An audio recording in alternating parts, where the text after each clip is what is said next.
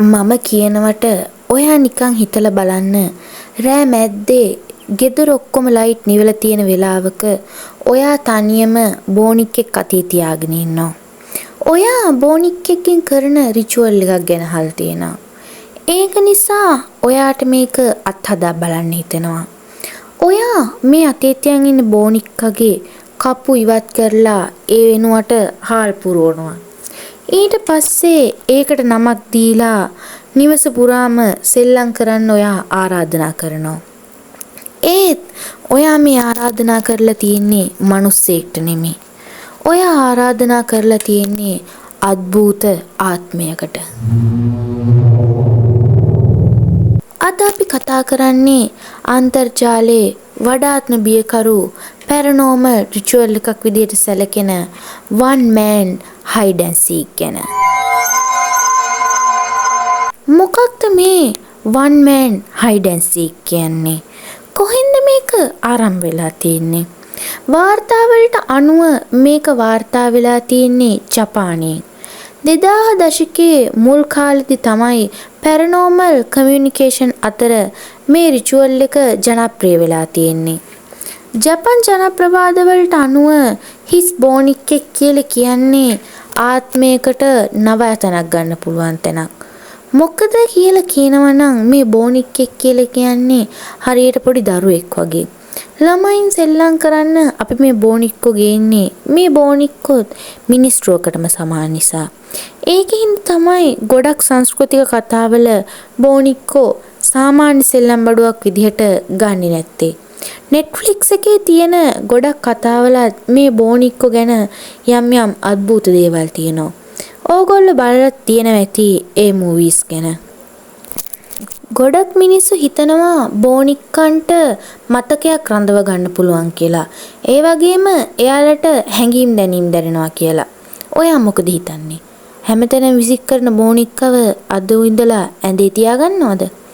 බෝනික්කෙට උනත් වැදගත් තැනක් දෙන්න ඕනි කියලා හිතන්න වෙන රිචුවල් එකක් තමයි මේක. අපි දැන් බලමු ඇයි බෝනික්ෙක්ම මේ රිචුවල් එකට යොදාගන්නේ කියලා.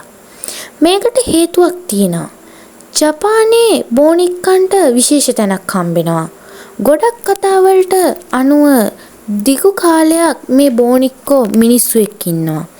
ඒක නිසා මේ බෝනික්කන්ගේ ඇඟේ ආත්මයක් ඇති වෙන්න පුළුවන් කියලා තමයි ඒගොල්ලෝ කියන්නේ. ඒවට ජීවයක් ලැබෙනවා කියලා ඒගොල්ලෝ විශ්වාස කරනවා.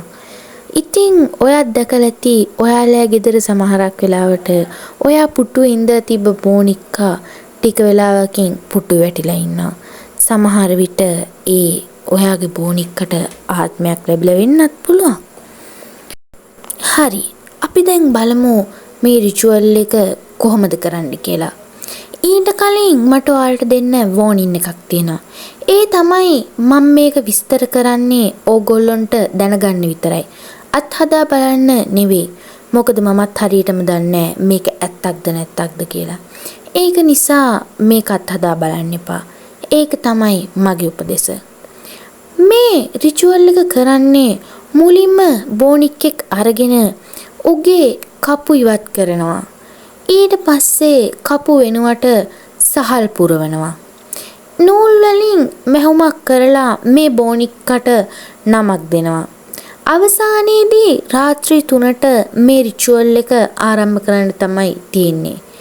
ඊට පස්සේ ක්‍රීඩාව ආරම්භ කරන බවට ප්‍රකාශ කරනවා. ඒ මොහොතේ ඉඳන් ඔයා කරන්න ඕනේ එකම එක දෙයයි. ඒ තමයි හැංගෙන එක. මේ රිචුවල් එකේ තියෙන භයානකම කොටස තමයි පිහියක් පාවිච්චි කරන එක.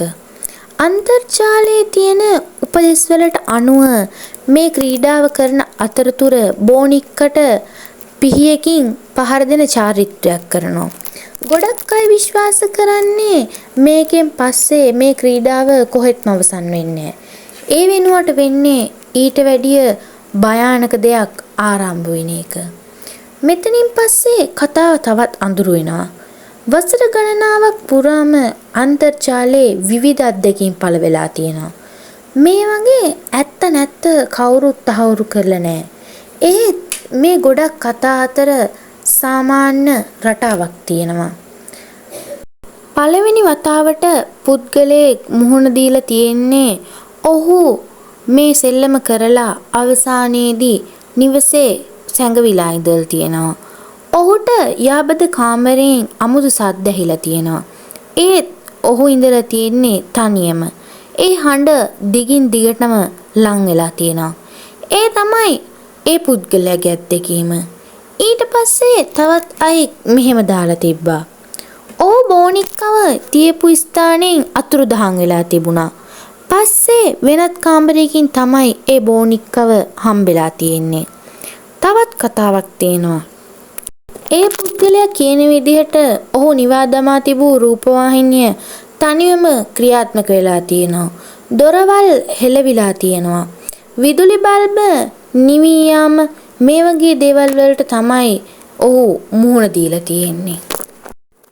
හොඳම දේ තමයි 2010 දී YouTube වල ක්‍රීපි පාස්ටා වල වෙබ්සයිට් වල මේ රිචුවල් එක ගොඩක් ප්‍රසිද්ධ වෙලා තියෙනවා. ගොඩක් අයට ඇති වෙලා තිබ්බ එකම ගැටලුව තමයි මේක ඇත්තද නැත්තද කියන එක. සමහරු වීඩියෝස් පළ කරා. තවත් සමහරු ඒකට බොරුවක් කියලා කිව්වා. තවත් අයගේ අදහසක් තමයි මේ ක්‍රීඩාව කරනකොට යටිහිතේ ඇතිවෙන බිය ක්‍රීඩාව අවසානයේදී තමන්ගේ උඩුසිතට පැමිණෙනවා කියන එක. ඒ කියන්නේ අපි හිතනවා යටිසිතින් අම්මෝ මේක නම් මාරම බය හිතෙන දෙයක්. ඒක ටික වෙලාවක් යද්දී අපේ මුළු ඇඟ පුරාම පැතිරෙනවා. ඊට පස්සේ බය කියන එක අපිට දැනෙනවා. මේ රිචුවල් එකත් ඒ වගේ දෙයක් කියලා තමයි කියන්නේ. මේකේ ෆිසියොලොජි පැත්ත ගත්තොත් විද්‍යාඥයෝ කියන්නේ වෙනත්ම දෙයක්. ඒ තමයි ඔයා ඉන්නේ අඳුරු කාමරයක. ඔයාගේ මොලේ හැම වෙලාවෙම ශබ්දය තර්ජනයක් ලෙස අර්ථ දක්වන්න පටන් ගන්නවා. සාමාන්‍යයෙන් ගෙදරක ඇහෙන ශබ්දයක් පවා ඔයාට අසාමාන්‍ය ලෙස ඇහෙනවා. ඔයාටත් ඒක දැනෙලා ඇති. ගෙදර කට්ටියත් එක්ක ගෙදර ඉන්නවට වඩා තනියම ගෙදර ඉද්දී ඇහෙන සාමාන්‍ය ශබ්දෙත් ඔයාට බය වෙන ඇහෙනවා. සාමාන්‍යයෙන් වතුර ෆ්ලෂ් කරද්දි වගේ ඔයාට ඒ ශබ්දේ බය හිතෙන විදිහට ඇහෙනවා. මන් දන්නේ අනිත් අයට එහෙම වෙනවද කියලා. ඒත් මට නම් ඒ අත්දැකීම තියෙනවා.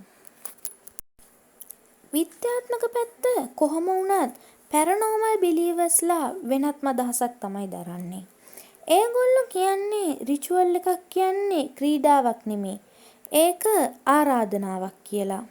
අපිට පේන්නේ නැති දෙයකට තමයි අපි ආරාධනාව කරන්නේ.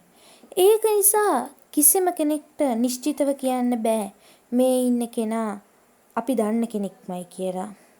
ඉතින් මේ වන් මෑන් හයිඩ් ඇන්ඩ් සීක් ගැන බියකරුම දේ තමා ඒක නිශ්චිතව සිදුවෙච්ච බවට කොහෙත්ම සාක්ෂි නෑ.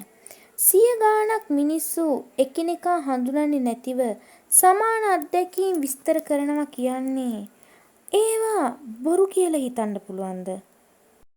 කොහොම වුණත් වන් මෑන් හයිඩ් ඇන්ඩ් සීක් අන්තර්ජාලයේ ගොඩක් ප්‍රසිද්ධ පැරනෝමල් රිචුවල් එකක් ලෙස පවතිනවා. කිසිම කෙනෙක් ඒකේ සත්‍යභාවය ඔප්පු කරලා නැහැ.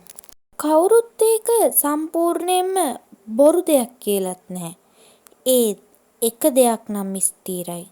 රාත්‍රී 3ට නිශ්ශබ්ද ගෙදරක හිස් බෝනික්ෙක් ඉදිරියේ තනිවම ඉන්න විට ඔයාට හෙන හැම සද්දයක්ම ඔයාගේ හදවත වේගෙන් ගැහෙන සලස්සනවා. ඒ සද්දේ නිවසේ ලී බිත්තියක සාමාන්‍ය හඬක්ද නැත්නම් ඔබ කරන සෙල්ලම සමග ඔබ තුළට පැමිණෙන අඳුරු දෙයක්ද? අඳුරේ සැඟවී සිටින ඒ දේ ගැන අපි දන්නේ ඉතා සුළු දෙයක් පමණයි. ඉතින් ඔයාට පුළුවන් මේක කරලා බලන්න. නෑ කොයි වෙලාවකවත් එපා. මේ වගේ අඳුරු දේවල් වලින් ඈත් වෙලා ඉන්න. කිසිම විදිහකින් ඒවා උත්සාහ කරන්න එපා. මේ කතාව ඇහුවම ඔයාට හිතෙච්ච දේ පල්ලෙහායින් කමෙන්ට් කරගෙන යන්න. කතාව හොඳ නම් subscribe කරලා bell notification එකත් click කරලා තියාගන්න. එහෙනම් have a good day.